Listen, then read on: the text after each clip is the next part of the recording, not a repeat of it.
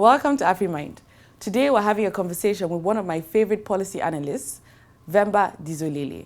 He's a journalist, he is a fellow at the Hoover Institution, and he's also a professor at the School of Advanced International Studies at Johns Hopkins University. He's currently writing a biography on Mobutu, and interestingly enough, he was detained by the Mobutu regime for 22 days. And so we're going to talk a bit more about the book later on during the conversation. But first of all, we're going to talk about the crisis in the DRC with what we've seen as the M23 movement. Who is the M23? What do they stand for? And more importantly, what is the solution to the current crisis? Do we have a lasting solution to the crisis? Thank you once again, and welcome to the conversation. Thank you once again for being with us. Thank you, Amaka. So, Kagame, he's in the news very, very often these days.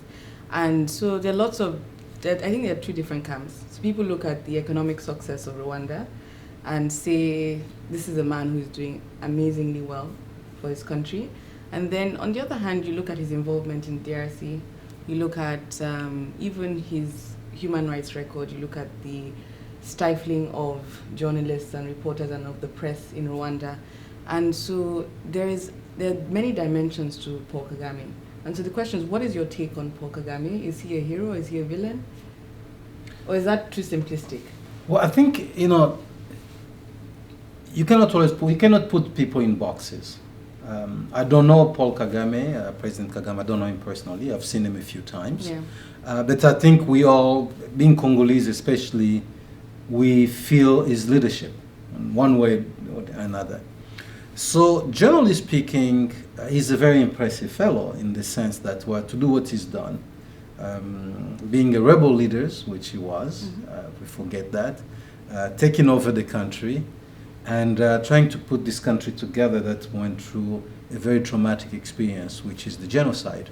The genocide was not traumatic just for the Rwandans, but I think it was traumatic for all of us in Africa primarily, because it raised a lot of questions. What makes somebody go butcher his neighbor?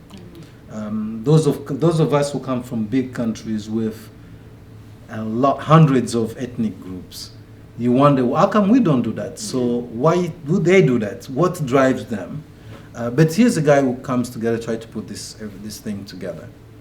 So strong vision in terms of saying this will never happen again. Strong vision in trying to give his people dignity. And then strong vision in feeding his people. I think this is through development aid and others.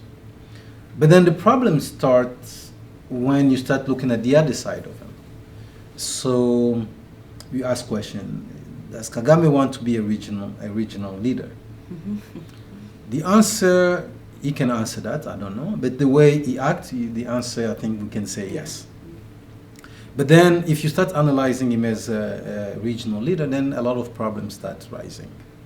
One is the DRC, which has been the big thing for them. It's always based on military solution. I was saying earlier on, it's almost like they are Sparta. But we live in a world that is much more complex than the old conquest of the 17th or 18th century. You cannot really emerge as a regional leader when your policy is based on this, I call it pass model that don't really apply today. Look at superpowers, even like the US. Every time they focus on military solution, it doesn't get anywhere. This is Afghanistan, this is Iraq. In fact, it always creates a bigger mess than was before. But when the US has been very positive in talking about political solutions and others, things tend to be better. And there are many other examples along those lines. So in the case of the leadership of Kagame, I think in the case of Congolese, the Congolese were very impressed with him because that sense of order, that sense of that. But then quickly they start questioning him a lot because things were not adding up. It's like, if your policy is based on antagonizing your neighbor, who's actually naturally your ally, and in this case I'm talking about DRC, because the people of Rwanda and the people of Congo are not at war. If we forget that when we read in the news. This is not a situation whereby you have a case like Israel and Palestinians. No. The people of Congo and the people in Rwanda have lived together in peace for so many years that we even wonder what's the fuss about. There are issues, but there are always issues with neighbors. Yeah. So his leadership has been impressive both ways. Impressive on the negative side and impressive on the positive side, which I think you expect in this kind of situations. It's also the kind of situation when you stay in power so long, it becomes this problem, because President Kagame has been there for 17 years. I mean, he came as a vice president and minister of defense, but he was the strong man, and he's been elected. So we're going on 20 years. Is he going to stay another 7, another 10 years? The longer he stays, the more problematic his leadership becomes. Not that because it's bad, because simply it shows its limits with the complex issues. And new blood is always important.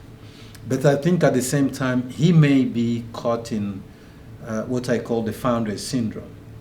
You know, people at his level who are very strong, who create things. In his case, he tried to rebuild this country and give his people a sense of dignity and sense of direction. At a certain point, they believe they're the only ones who can do it. They just don't trust anybody else, especially not the younger guys who are around them, to take the dossier and handle the situation the same way.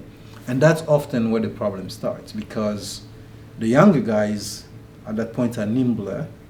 They look at things a little bit differently, so they have the same interests. Obviously, if they're Rwandans, they're not trying to destroy their country either. But this friction between a strong leader like himself and the people who surround him, and the next generation that is saying, let's try something else. Let's build on what you started. But they don't, leaders at this level don't think that way, especially in places like Africa. They think, no, let me continue, because I've not done what I started doing yet. And that's some part of the challenges with, I think, Kagame's leadership. And it's like now it manifests itself with the friction that he's facing with the West.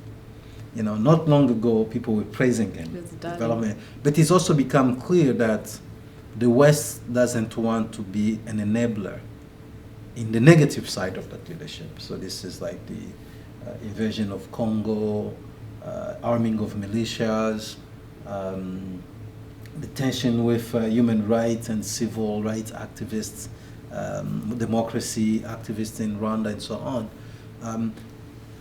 On one side, we see all the fruits, the labor of his, the fruit of his labor. On the other side, we also start seeing the cracks start showing. But a lot of those questions need to be answered by the Rwandans themselves. We are observing. Thank you very much. It's been an absolute pleasure.